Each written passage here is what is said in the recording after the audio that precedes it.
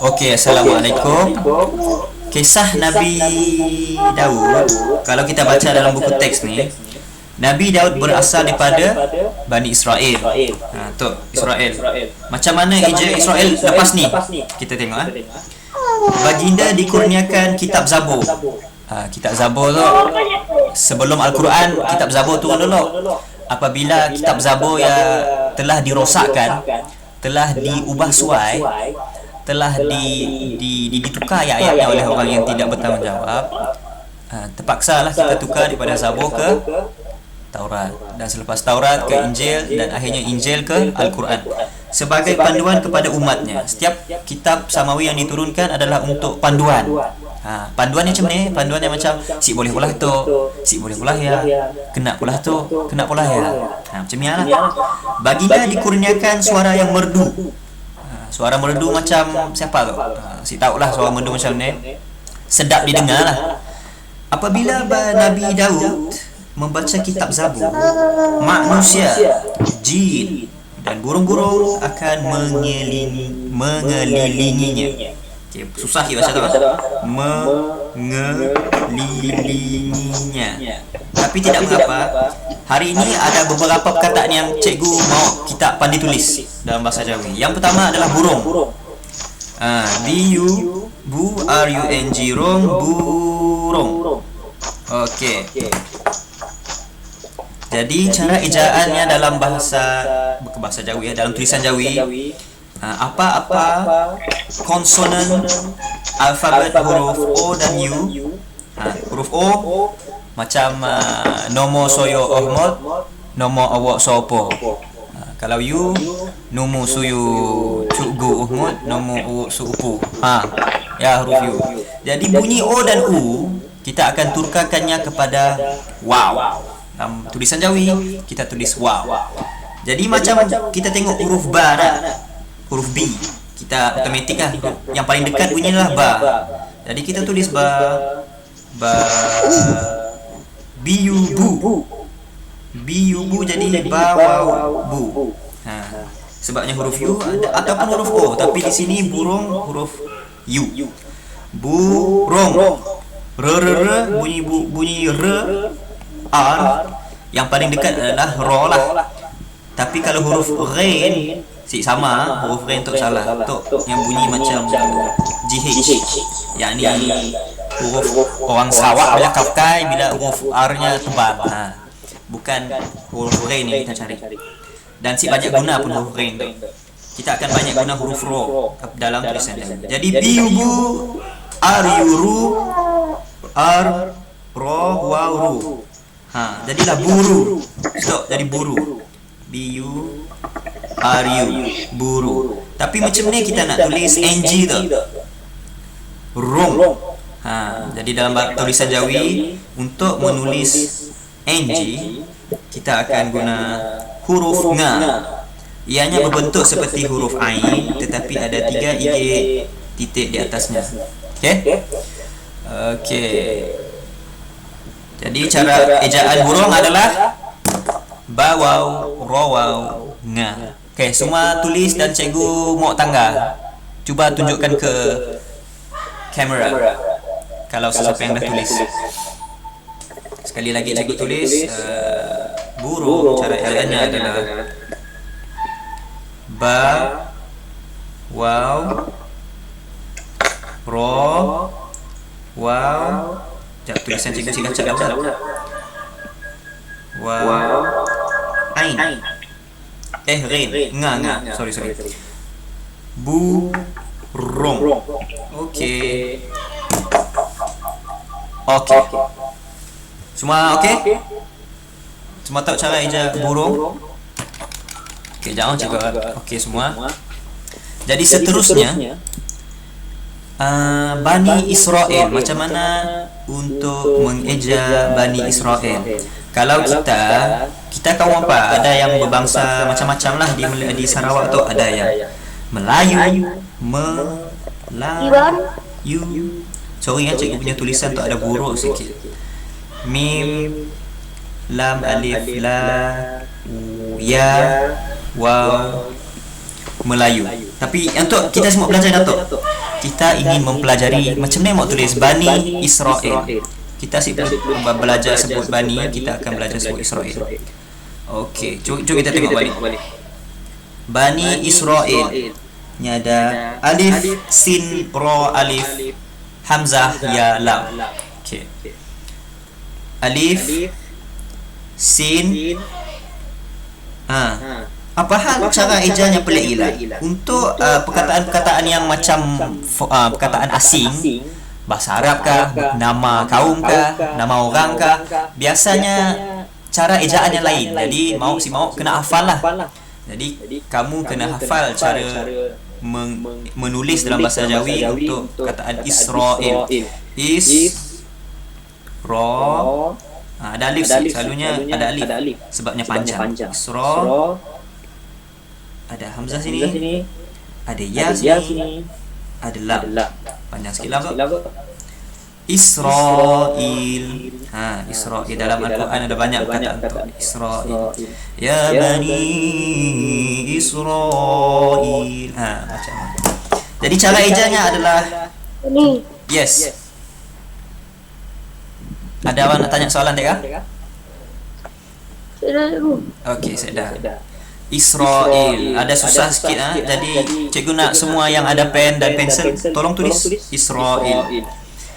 Cara mudah untuk faham cara mau tulis tu adalah saya dah cara. Memang kena hafal.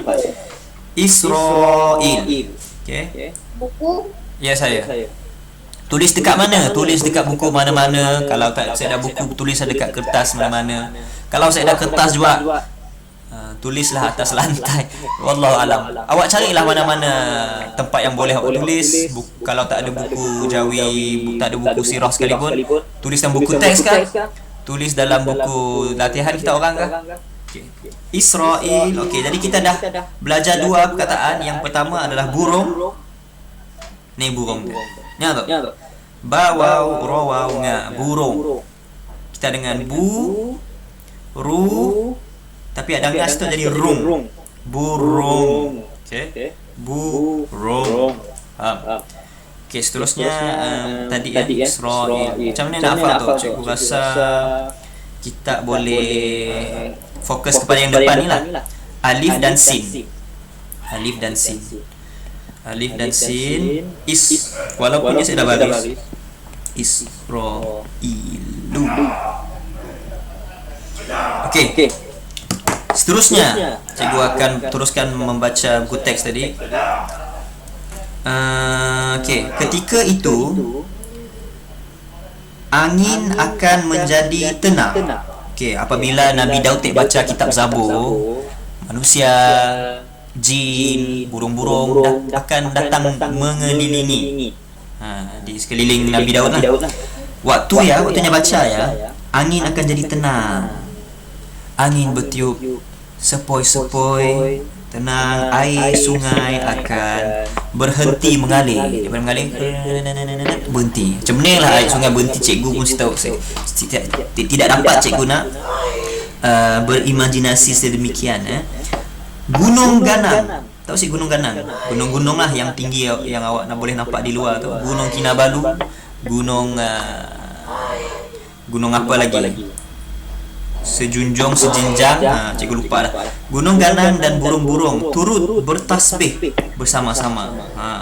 Baginda juga akan berupaya melembutkan besi sesuai dengan pekerjaan sebagai tukang besi. Jadi Nabi Daud tukang besi lah. Tukang besi tu biasanya dia buat apa? Biasanya dia buat peralatan. Ada yang buat peralatan perang. Pedang dibuat daripada apa pedang? Pedang biasanya buat daripada besi. Besi. Okay, ni pedang je. Kita ambil warna hitam. Pedang biasanya dibuat daripada besi. Okay, untuk pedang. Cikgu tahu lah buat pedang macam ni. Tapi lebih kurang contoh pedang bersinar. Jadi pedang tu asal besinya bukan straight macam ni. Bukannya lurus macam ni. Dia daripada besi, daripada tin kah, daripada bentuknya macam batu tapi nya besi. Ada yang daripada tin, ada yang daripada hasil-hasil. Semua ini dikumpulkan dan dipanaskan dengan api. Bila api yang terbakar, yang letak dalam bekas lah. Bila letak dalam bekas ya, letak bekas lah, semua besi-besi dia letak dalam. Dan dibakar sepanas-panasnya sampai besi jadi warna merah. Besi yang jadi warna merah. Besi yang banyak-banyak deh bercantum jadi satu air, macam air Milo, macam air biasa. Kerana dia terlalu panas, apabila pepejal tu bila panas gilanya jadi cair. Bilanya dah jadi cair, ia akan diletakkan di satu tempat macam bekas lah. Pernah sih kita orang pola ais krim. Kita orang letak dalam cawan, letak air Milo dan letak dalam peti ais. Ada bekas kedai ya. Bila letak dalam peti ais, bila tunggu sejam 2 jam ataupun sehari, air Milo jadi keras. Milo jadi keras. Jadi begitu juga dengan besi. Besi itu apabila dipanas cair, dan apabila diletakkan dalam satu bekas, bilanya sejuk balik dia jadi keras balik. Jadi kebolehan Nabi Daud tu nya boleh melembutkan besi tu adalah nya boleh melentur besi yang tanpa ada bantuan api dia lah. Besi keras, tapi Nabi Daud ada kebolehan sedemikian. Jadi dalam buku teks tadinya pada Nabi Daud tu ada suara yang merdu, suara merdu. Ni perkataan suara merdu. Baginda digunakan suara yang merdu. Suara yang merdu. Macam mana untuk mengeja suara? Okey, suara. Okey, suara. Suara. Okey, latihan suara. Si perlu hafal banyak-banyak. Yang pertama tadi hafal burung, yang kedua tadi hafal Israel, yang ketiga hafal suara. Kau apa tu? Kita ada 23 minit lagi. Macam mana untuk mengeja, untuk menulis suara dalam bahasa Jawi? Huruf S. Biasanya huruf S ni sama ada huruf sin ataupun huruf sod, huruf sod ataupun huruf sin. Okey, huruf sod ni jarang digunakan dalam bahasa, dalam tulisan Jawi. Unless kecuali apabila nama tersebut memang daripada bahasa Arab, memang perkataan itu adalah perkataan orang panggil apa? Nama asing, nama tempat atau nama orang. Contohnya tahu tak negeri Mesir, di mana kalau kamu tahu minat bola, Muhammad Salah, pemain Liverpool, pemain bola sepak Liverpool, dia berasal daripada Mesir. Kita asyikkan tulis mim sin ra Mesir. Kita akan gunakan macam mana orang Mesir ajarnya. Orang Mesir pada asalnya memang diguna huruf sod. Mim, sod, ra. Okey, ini sip hafal.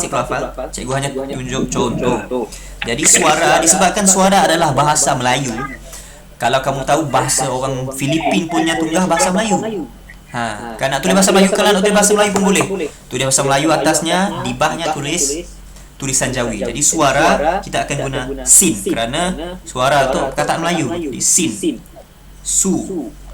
Okey, macam kita tahu tadi, bila ada huruf U ataupun huruf O, kita akan guna huruf waw. Jadi su kita akan tambah waw. Sin waw su, tapi situ ada a. Suwa. Jadi terpaksalah kita huruf A sentiasa akan menggunakan alif ataupun hamzah. Okey, alif ataupun hamzah. Jadi kita akan tambah alif di sini. Suwa dan ro, ar, si lain dan si bukan huruf ro lah. Suara. Huruf A lagi tambah alif. Alif. Jadi suara. Okey, dah salin. Yang si salin cuba hafal dalam otak. Sebab lepas ni cikgu akan bagi latihan keluar soalan-soalan macam ni. Okey? Suara. Okey, dah hafal ah? Sila salin, cikgu bagi 3 minit lah, 3 minit. 2 minit. Tulis Rumi dia, tulis versi Jawi dia. Corvette. Apa ni? Apa yang kamu tulis ni? Okey. Suara, dengarkanlah aku, apa salahnya bersama. Jiwa pula cikgu tu. Allah. Okey, kita sambung. 1 minit lagi untuk salin. Apa kita orang tu macam ada buku je. Ada buku sih semua. Salinnya kah cikgu? Apa? Salinnya kah? Ai salin lah. Kelak lupa. Ini nampak cikgu. Ai si nampak indah. Suara anaknya kah? Yang papan putih cikgu ni suara sin waw alif ro alif. Oh, salinnya. Si banyak pun. Yang pertama tadi apa ingat si burung. Biubu, bawaubu, Cikgu mak lupa. ariuru. Depan belakang cikgu. Siapa? Kita salin apa yang kita sempat. Kalau kita tengok balik. Kelak kita balik ke belakangnya. Siapa? Cikgu salin ke depan ke belakang. Salin ke depan. Ke depan. Mau ke depan balik kah? Okey. Jadi yang pertama suara. Yang kedua tadi Israel. Salin ke depan ke belakang. Daripada situ lah. Daripada situ tulis ke kiri. Bermula daripada sin ke waw, ke alif, ke ro, ke alif. Israel tadi kita tulis alif, kita tulis sin, kita tulis ro, kita tulis alif. Kita nak tulis hamzah, tulis ya, tulis lam. Israel.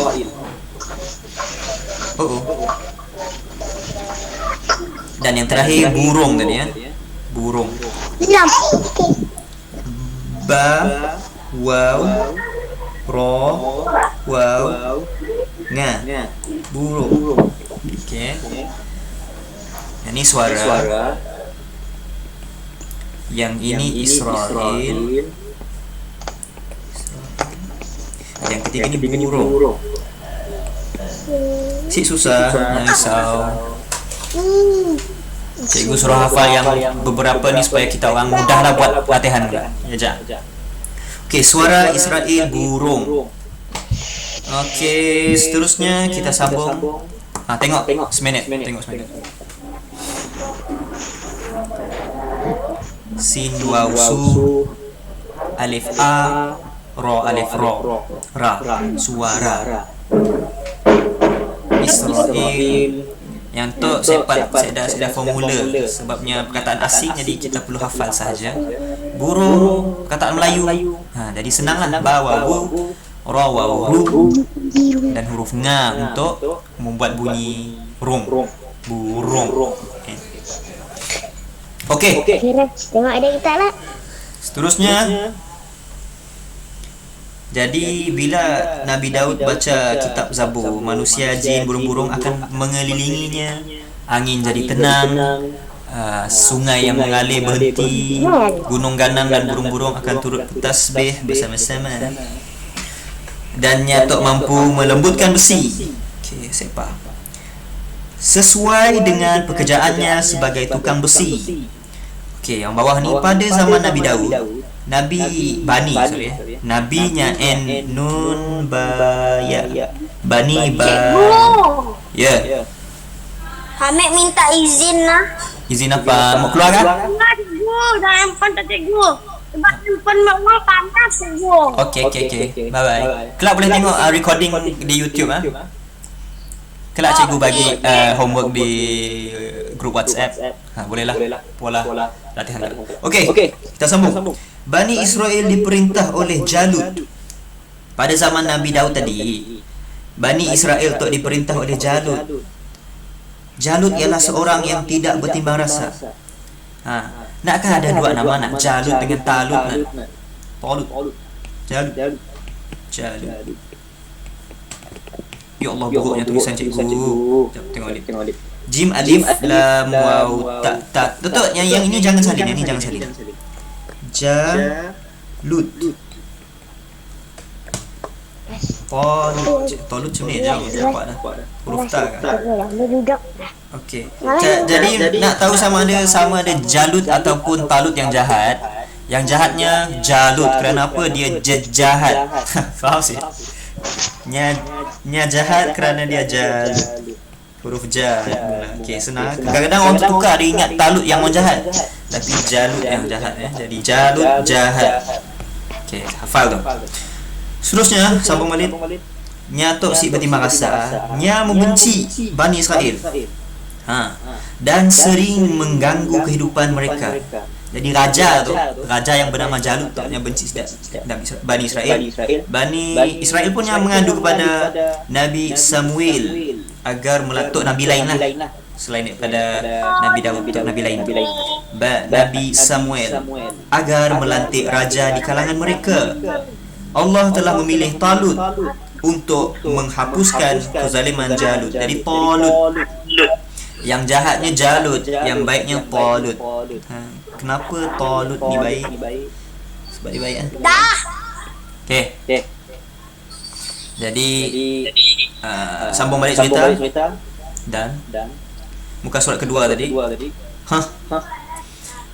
Talut menyediakan pasukan. Sekejap, pukul berapa lah tu? 10.16. Okey, ada 10 minit, cikgu berhentilah. Sekejap dah. Alright. Talut menyediakan pasukan tentera untuk menentang Jalut. Okey, jadi Talut tu raja baru tu yang dipilih oleh Nabi Samuel dan juga orang-orang mereka yang telah dipilih untuk menghapuskan kezaliman Jalut tadi. Nabi Daud turut menyertai angkatan perang. Jadi di dalam pasukan Talut di bawah dalam pasukannya ada Nabi Daud. Mereka melalui padang pasir. Padang pasir tu macam kita boleh tahu lah. Padang pasir yang luas, ada air kadang-kadang, most of the time, yang luas sebelum menempuhi sebatang sungai. Padang pasir nak kan besar, berjalan jauh-jauh kat air panas, letih lah. Sebelum sidak jumpa sungai, Talut dah berpesan dah pun agar tentera-tenteranya minum air daripada sungai itu hanya dengan secedok tangan. Cukup je. Secedok tangan. Cikgu imagine lah kalau cikgu okey, tok tangan okey, tok tangan kita orang, ibu jari tangan. Kalau cedok ni biasa macam ni lah, betul. Air tu je. Kalau kita tuang air ni dalam cawan, cikgu rasa asyik sampai separuh ataupun asyik sampai suku pun. Hanya sekadar ini sahaja. Kecil tak minum. Letih lah, kesian lah. Tapi itu adalah perintah yang telah diberi oleh Talut kepada tentera-tenteranya. Okey, dengan secedok tangan sahaja, sebahagian daripada mereka melanggar perintah. Mestilah langgar. Orang yang tidak taat ni sebab si tahan, haus, padang pasir ya, jadi paksa melanggar. Ada yang taat, itulah sebaik-baik tentera.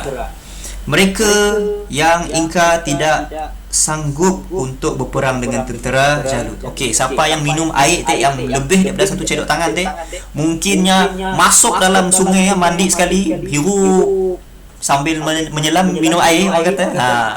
Jadi orang yang telah melanggar perintah tu, sidak orang tu takut. Dahlah sidak langgar perintah yang telah diberikan Talut tadi. Si tahulah untuk ujian ke apakah, mungkin ada hikmah. Jadi mereka-mereka yang langgar perintah tadi si berani untuk melawan tentera Jalut. Jadi jangan sikitlah yang berperang tadi. Talut memberi kata-kata semangat kepada orang-orang yang beriman agar bersungguh-sungguh. Yang beriman lah yang si minum lebih daripada secedok tangan.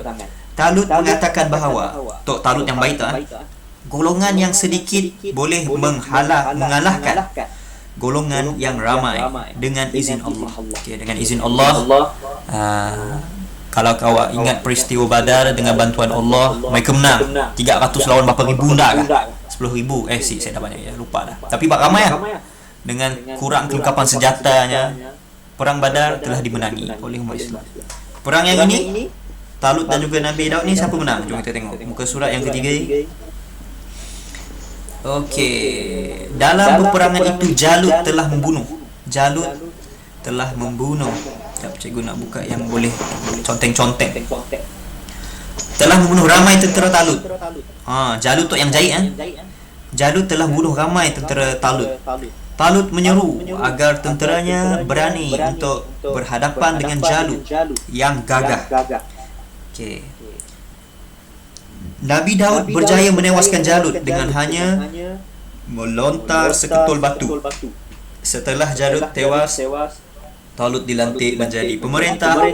Setelah beberapa lama Talut pun meninggal dunia. Jadi macam ni yang baling batu ya.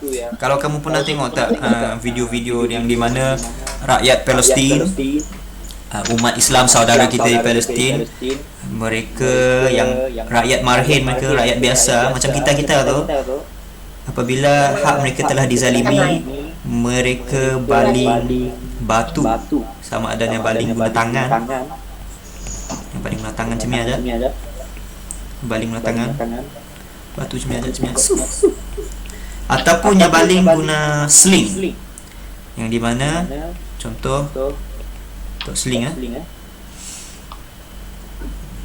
tangannya pegang satu alat yang ada tali tu ya. Di situ ada batu. Yang pusing dah tu. Cikgu kena padam yang sebelah kiri tu. Okey. Tahu tak nak? Yang pusing tu. Yang pembaling. Kena lah. Orang jahit mati. Kena mata pecah pula. Lebih kurang. Kosa kata merdu, bertasbih, berwuduk, tawaduk. Okey. Jadi Nabi Daud dilantik meninggalkan Nabi Daud lekat Talut tadi, yang telah dilantik oleh Nabi Samuel jadi ketua nya telah meninggal. Nabi Daud yang ganti. Menggantikan Talut dan memerintah kerajaan yang luas. Baginda tetap bersifat tawaduk. Apa maksud tawaduk? Tidak sombong. Tidak menyalahguna kuasa dan sebagainya. Okey. Jadi cikgu rasa cukuplah sampai situ aja. Sekarang semua yang ada buku latihan, jap, cikgu tukar. Satu tinggal di rumah. Cikgu tukar ya, cikgu tutup skrin. Apa tak? Latihan buat di rumah. Cikgu tukar ke kamera. Okey, kamera. Oh, Pak Cikgu. Okey. Jadi guna buku tu, ambil buku tu. Sirah tahun 3. Latihan. Buka muka surat. Tu apa tu? Tu. Bukan. Ni buku latihan. Sini. Okey, tunggu jap. Apa Cikgu? Muka surat Munci silap 30. Bacalah. Muka surat 30 35 dan 36. Kalau yang susah cikgu akan bagi nota tambahan untuk kamu senang jawablah. Okey. Dan muka surat 35 dan 36. Muka surat 35 dan 36. Buku latihan. 35 dah buat. Dah siap tak? Kalau dah buat 35, buat 36 Dah. Ya, 35 dan 36. Okey. Dua ini sahaja. Yang dah siap, bagus. Yang belum siap, boleh lakukan. Dan yang terakhir, macam mana eja menulis dalam tulisan Jawi kitab Zabur. Z-A-B-U-R. Disebabkan ni perkataan bukan Melayu, jadi kita akan Cikgu, aktiviti ya Cikgu? Yes. Di dalam buku aktiviti. Kitab Zabur. Zabur. Okay. Walaupun ada huruf alif, kita tulis alif situ Zabur. Kerana apa? Kerana ini adalah perkataan asing yang bukan perkataan Melayu. Jadi kita kena ikut tulisan yang asing. Okey, itu sahaja kelas kita pada hari ini. Homework Okay, bye. 35 and 36, muka surat 35 dan 36. Terima kasih semua yang join. Assalamualaikum. Terima kasih. Waalaikumsalam. Bye.